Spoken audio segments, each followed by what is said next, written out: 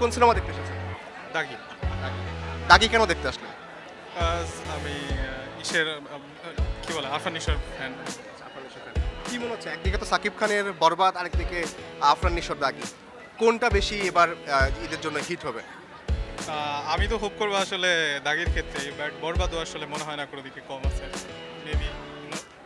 কি মনে হচ্ছে যে আফরান নিশোর অভিনয় কেমন হবে? আফরান নিশো প্রথম ছবি তো সুপারহিট হয়েছিল এবং ভালো অভিনয় করে, এজন্য এটা ট্রেলার এবং যা দেখেছি ভালোই মনে হয়েছে।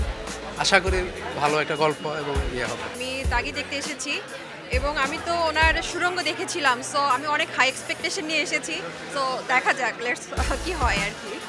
কি মনে হচ্ছে ট্রেলার বা গান দেখে আপনার কাছে কি মনে হয় কেমন হবে? আমি ট্রেলার দেখলাম, আর আফরান নিশো অলওয়েজই খুব ভালো অভিনয় করে, বেসিক্যালি ওনার জন্যই এসেছি। সো আমার মনে হয় ভালো হবে। এখন সুড়ঙ্গ তো খুব ভালো মাপের ছবি ছিল, এখন ওই এক্সপেকটেশন নিয়ে এসেছি, এখন দেখা যাক কতটুকু এক্সপেকটেশন মিট আপ হয়।